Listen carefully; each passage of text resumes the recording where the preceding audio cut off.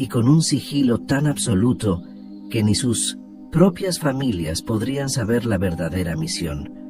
Esos 5 guardias comenzaron a trabajar en la mansión como jardineros, criados de cocina y ayudantes de establo, perfectamente integrados a la rutina diaria sin levantar ninguna sospecha.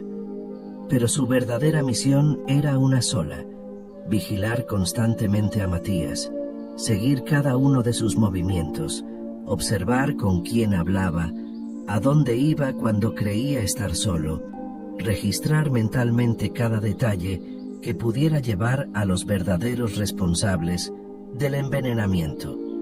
El duque permanecía la mayor parte del tiempo acostado en la cama, incluso cuando se sentía cada día más fuerte, simulando una debilidad progresiva para alimentar la falsa sensación de victoria de quienes lo envenenaban. Inés y Elena vinieron a visitarlo una tarde lluviosa. Entraron en la habitación con sonrisas preocupadas que no alcanzaban los ojos calculadores. Preguntaron con voces melosas cómo se sentía y si necesitaba algo. Ruan las miró con ojos que ahora veían claramente a través de las máscaras que usaban. Sintió náuseas genuinas, no por el veneno sino por la hipocresía descarada, y fingió estar demasiado irritado para recibir visitas, gritando que quería quedarse solo hasta que ambas salieran ofendidas. La única persona por la que Ruan realmente se preocupaba en aquel juego peligroso de mentiras y verdades era su hermano Diego, el muchacho bueno e inocente que no tenía idea de lo que ocurría en las sombras a su alrededor. Diego fue a visitarlo una noche especialmente difícil. Entró en la habitación oscura iluminada apenas por velas débiles. Se sentó en el borde de la cama donde Ruan fingía dormir inquieto y entonces comenzó a llorar. Lágrimas silenciosas que corrían por el rostro joven mientras sostenía la mano fría del hermano mayor al que amaba profundamente. Ruan quiso gritar la verdad en ese momento.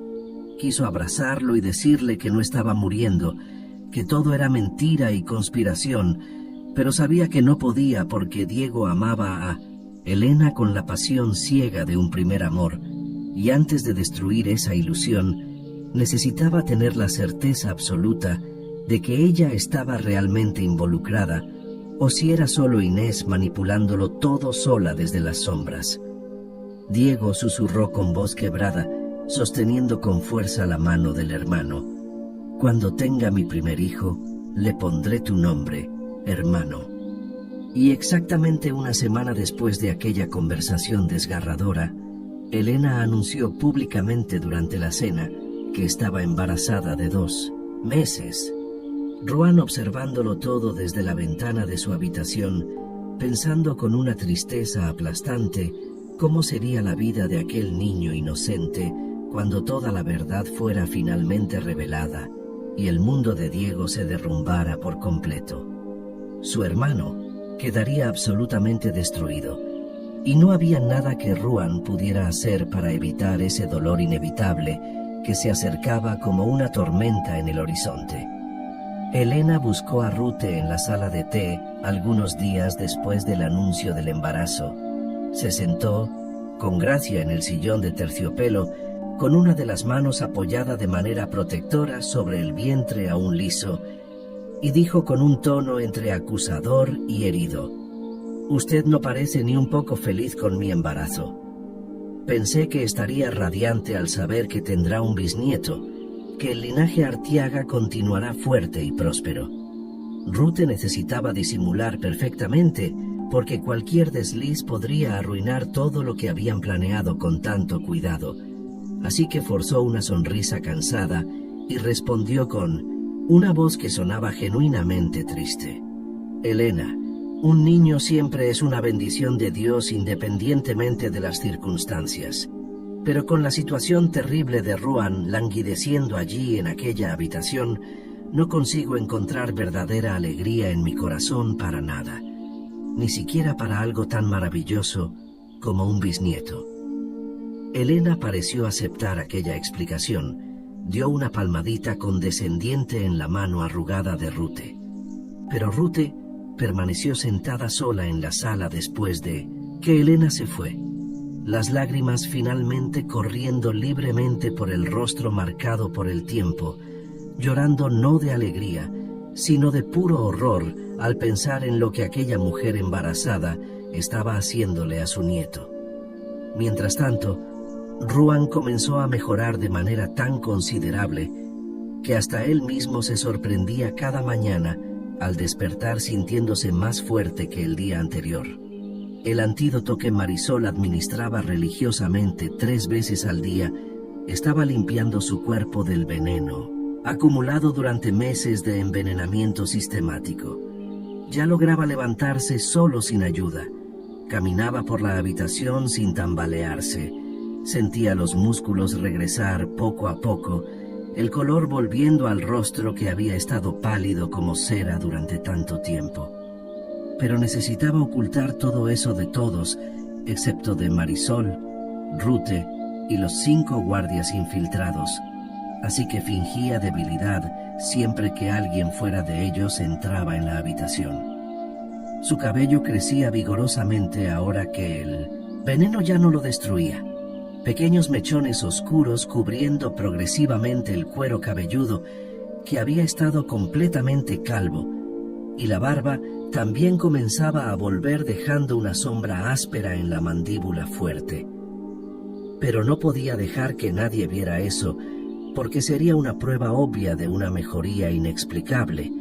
Así que todas las noches Marisol iba a la habitación después de que la mansión se dormía, cerraba la puerta con cuidado y con una navaja afilada y manos expertas afeitaba todo, su rostro y raspaba cada nuevo cabello que insistía en crecer en la cabeza. Tenía que ser ella quien hiciera eso. No podían confiar en nadie más en aquella casa de secretos y traiciones, ni siquiera en los criados más antiguos, porque cualquiera podía estar siendo pagado o amenazado para informar lo que veía. Aquella noche en particular, ella lo estaba afeitando con extremo cuidado, la navaja deslizándose suavemente por su piel, mientras él permanecía inmóvil, sentado en la silla, iluminado solo por velas que proyectaban sombras danzantes por las paredes. Cuando Marisol finalmente terminó limpiando los últimos restos de espuma con un paño húmedo, Ruan se levantó y dijo tocándose el propio rostro liso con expresión melancólica: «Echo tanto de menos mi barba. Me hacía sentir hombre, sentir que tenía algún control sobre mi propia apariencia e identidad». Marisol sonrió comprensiva. «Recuerdo perfectamente cómo era usted con barba». Él la miró sorprendido y divertido. «¿Ya me había visto?» «Antes entonces, señorita Fontes. ¿Quiere decir que nos cruzamos en algún lugar y yo no me di cuenta?» Marisol asintió recordando aquel día que parecía haber ocurrido en otra vida. «Sí, señor. Usted fue una vez al hospital de las hermanas, pasó por los pasillos conversando con la Madre Superiora sobre donaciones para ampliar el ala de los niños». Ruan frunció el ceño intentando recordar. «Realmente no la vi aquel día, señorita Fontes, pero ahora tengo la absoluta certeza de que si la hubiera visto, jamás habría olvidado ese rostro suyo tan expresivo y bonito». Marisol sintió el rostro calentarse de inmediato, el rubor subiendo del cuello a las mejillas mientras desviaba la mirada avergonzada ante aquel elogio inesperado dicho con tanta sinceridad. Ruan sonrió al verla sonrojarse y continuó con voz más baja e intensa: «La señorita es realmente muy bonita». Marisol sabía que ese era exactamente el momento de retirarse, de agradecer educadamente el elogio y salir de aquella habitación, antes de que la situación se volviera aún más inapropiada de lo que ya se estaba volviendo. Pero antes de que pudiera moverse, Ruan tomó con delicadeza la navaja de su mano y la colocó sobre la mesa. Luego sostuvo aquella mano pequeña entre las suyas grandes y cálidas, los dedos entrelazándose de una forma que parecía al mismo tiempo completamente natural y absolutamente prohibida.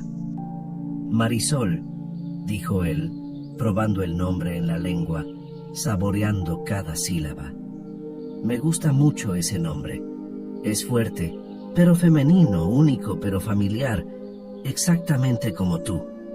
Él pasó los dedos lentamente por la mano de ella, sintiendo cada callo adquirido a lo largo de años de duro trabajo en el hospital, cada pequeña cicatriz de agujas y hojas, cada marca que contaba una historia de dedicación y sacrificio.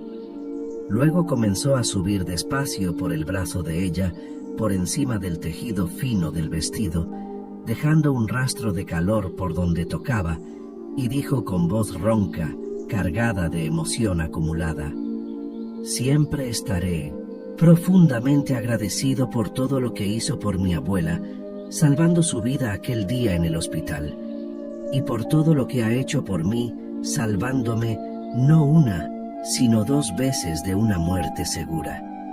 Usted no es solo una enfermera, Marisol, es una médica verdadera en el sentido más profundo de la palabra, aunque la sociedad estúpida no reconozca eso oficialmente. Marisol sentía que su corazón iba literalmente a saltar por la boca, latiendo tan fuerte y rápido que estaba segura de que él podía oírlo, incluso a la distancia que los separaba. ¿Qué estaba haciendo él? ¿Hacia dónde iba todo aquello?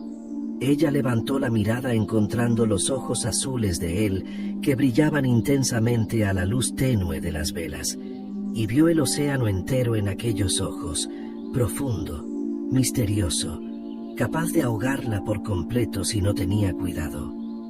Ruan extendió la mano libre y tocó el rostro de ella con tanta ternura, el pulgar acariciando suavemente el pómulo mientras se acercaba despacio. Marisol, susurró él cuando sus rostros estaban a pocos centímetros de distancia, sus respiraciones mezclándose en el mínimo espacio entre ellos. Marisol. Ella logró finalmente encontrar su voz, aunque salió temblorosa y débil. Señor, no podemos hacer esto. Es impropio, es peligroso, es... Pero Ruan ya no conseguía contenerse.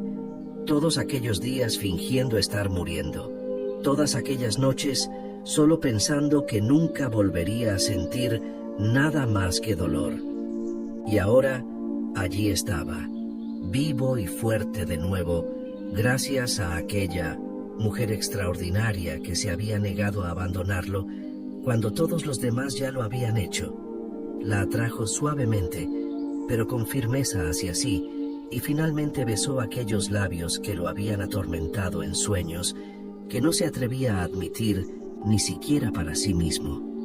Un beso que comenzó gentil pero rápidamente se profundizó a medida que ella dejaba de resistirse y simplemente se entregaba a aquel momento robado al tiempo. Marisol se dejó llevar por completo. Cerró los ojos y lo sintió todo.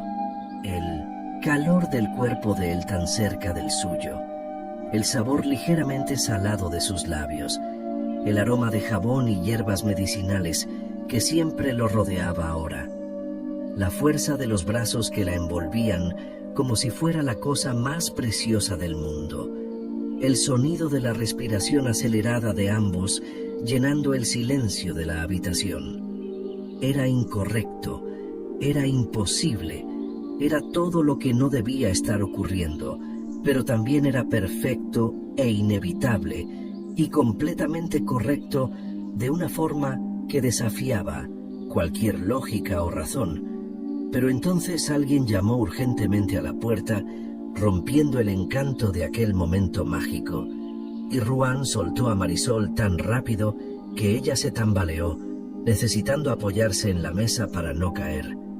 Ambos se quedaron allí de pie, jadeantes, intentando recuperar la compostura y entender qué demonios acababa de ocurrir entre ellos. Pero no había tiempo para procesar nada, porque los golpes en la puerta se repitieron con más insistencia. Ruan abrió encontrándose con uno de los guardias disfrazados de empleado, el rostro del hombre tenso por una excitación mal contenida. «Señor», por fin salió. Matías salió de su habitación y entró en un cuarto del ala desocupada del castillo en el tercer piso. «Y hay alguien allí con él». Vimos una segunda sombra a través de la rendija de la puerta.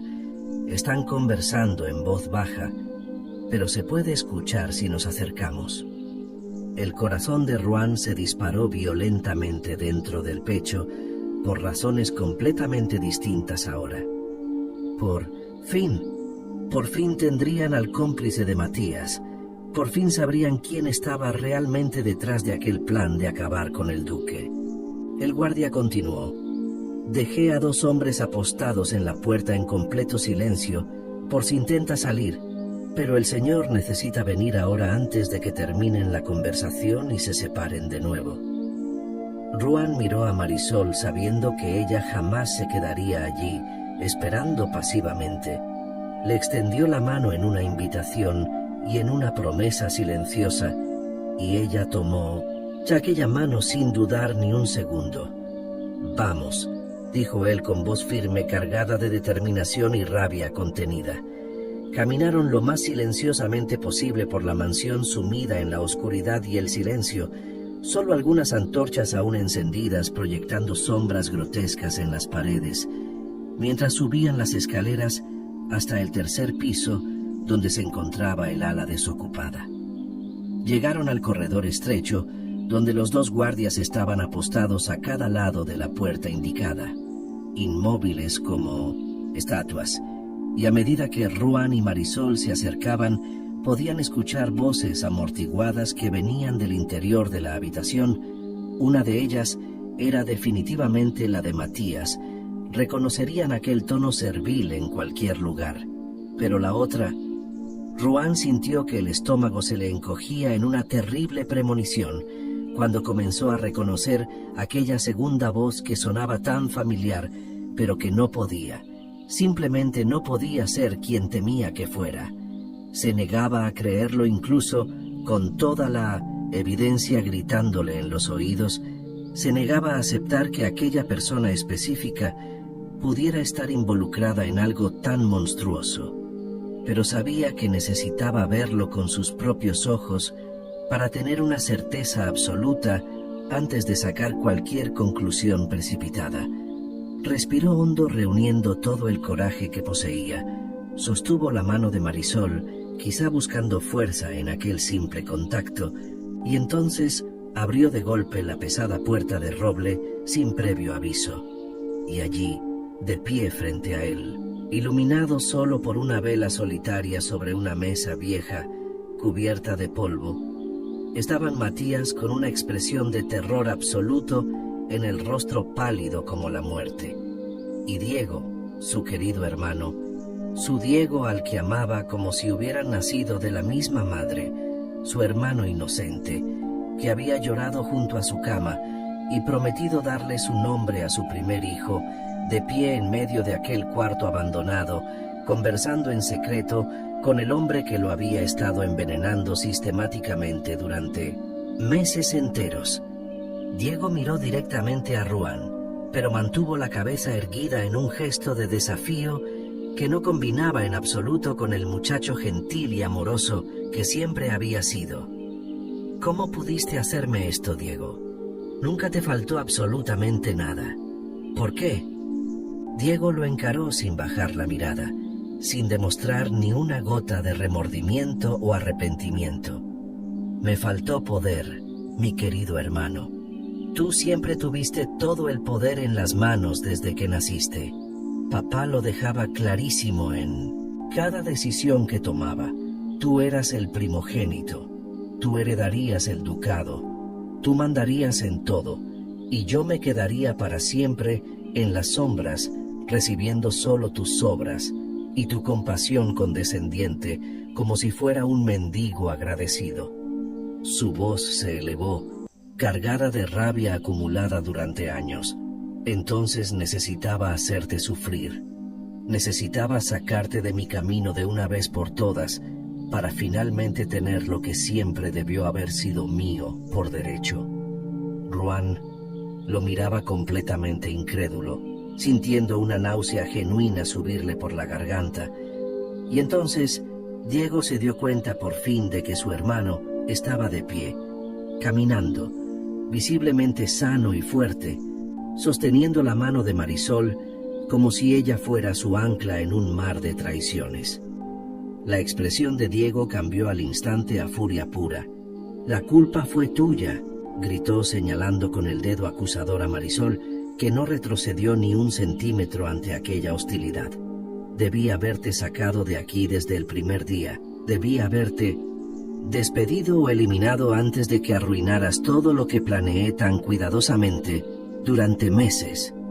Ruan dio un paso protector delante de Marisol, impidiendo cualquier avance de Diego, y preguntó con una voz helada que nunca antes había usado con su hermano: «¿Elena e Inés saben de tu plan? ¿Están involucradas en esto o las engañaste como me engañaste a mí?» Diego soltó una risa amarga y cruel que resonó por el cuarto abandonado, haciendo que incluso Matías se estremeciera apoyado contra la pared. «Eres muy inocente, hermano mío. Siempre fuiste demasiado tonto para ver lo que ocurría debajo de tu nariz privilegiada. A Elena solo le importan las joyas caras y los vestidos importados de Francia. Mientras yo le diera eso, no le importaba nada más. Mi madre es exactamente igual, obsesionada con las apariencias y el estatus social. Pensé todo yo solo. Ejecuté todo yo solo». Matías seguía de pie al lado de Diego, con el rostro pálido como un cadáver recién sacado de la tumba, temblando, visiblemente sabiendo que estaba acabado. Ruan miró a aquel que conocía cada detalle de su vida y sintió un dolor distinto, el dolor de darse cuenta de que la lealtad puede comprarse y venderse como cualquier mercancía barata en el mercado. Se volvió hacia los 5 guardias que habían entrado silenciosamente en la habitación y estaban colocados bloqueando cualquier vía de escape. «Llévense a estos 2 de aquí inmediatamente». Los guardias se movieron rápido sujetando a Matías, que no opuso y que resistencia, y solo lloró en voz baja, y a Diego, que intentó soltarse pero fue sometido con facilidad. Todos fueron conducidos en una procesión tensa a través de los corredores oscuros hasta el salón principal, donde, para sorpresa y horror de Ruan, todos en la mansión ya estaban despiertos y reunidos. La noticia se había difundido rápidamente entre los empleados aterrados que despertaron con el ruido de pasos pesados y voces alteradas, y ahora observaban conmocionados aquella escena imposible de creer. Elena corrió desesperada al ver a Diego siendo arrastrado por los guardias con las manos atadas a la espalda, sus ojos muy abiertos de pánico puro. «¿Qué significa esto? Diego, mi amor, ¿qué está pasando? ¿Por qué te están arrestando así?» Diego la miró con una expresión entre culpable y resignada. «Lo siento, amor. Intenté darte todo lo que querías. Intenté hacerte duquesa, como te prometí, pero fracasé».